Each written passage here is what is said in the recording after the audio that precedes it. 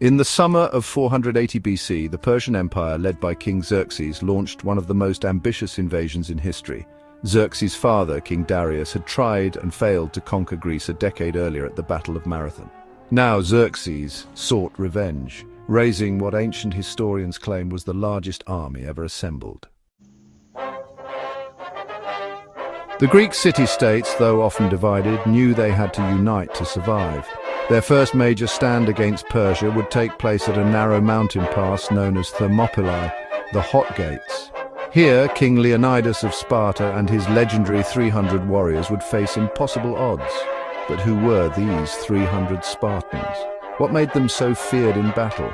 And how did their sacrifice shape the course of Western civilization? To understand Thermopylae, we need to look at the broader conflict between Greece and Persia. The Persian Empire was the most powerful in the world at the time, stretching from modern-day Turkey to India. Under King Darius, Persia had attempted to subjugate Greece, but was defeated by the Athenians at Marathon in 490 BC.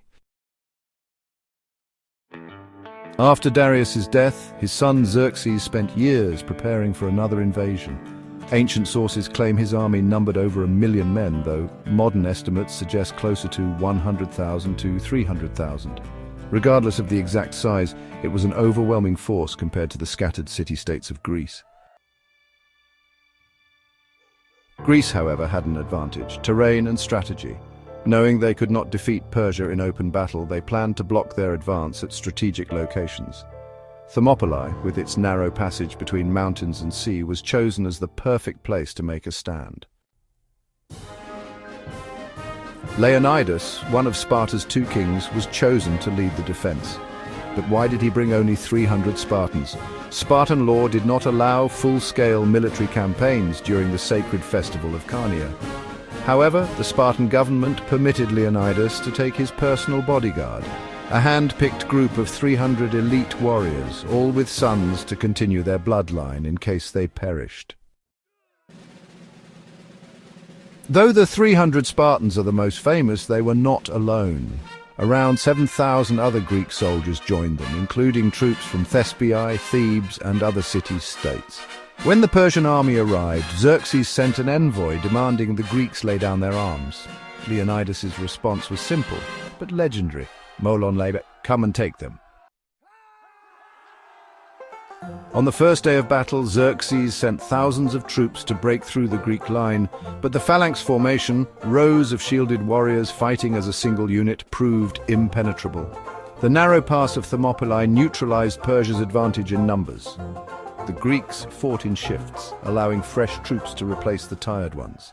Persian losses mounted quickly. Frustrated, Xerxes sent his immortals, his elite royal guard.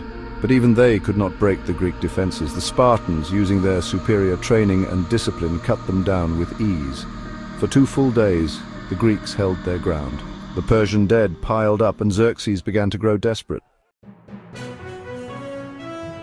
Then came the turning point. A Greek traitor named Ephialtes approached Xerxes with a devastating secret. He knew a hidden mountain path that could be used to flank the Greek position. That night, a Persian detachment took the path, sneaking behind Greek lines. At dawn, Leonidas' scouts reported that they were surrounded. Leonidas now had a choice: retreat or fight to the death. He ordered most of the Greek army to withdraw, but he and his 300 Spartans, 700 Thespians, and 400 Thebans stayed behind.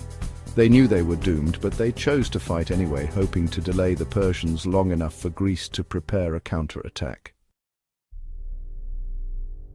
As the sun rose, the Persians attacked from both sides. With their spears broken, the Spartans fought with swords. When their swords shattered, they fought with fists and teeth. Leonidas himself was killed early in the final battle, but his men continued fighting over his body. By midday, the last Spartans were overwhelmed. The Persians, furious over their losses, mutilated Leonidas's corpse and displayed his head on a pike. The Battle of Thermopylae was over.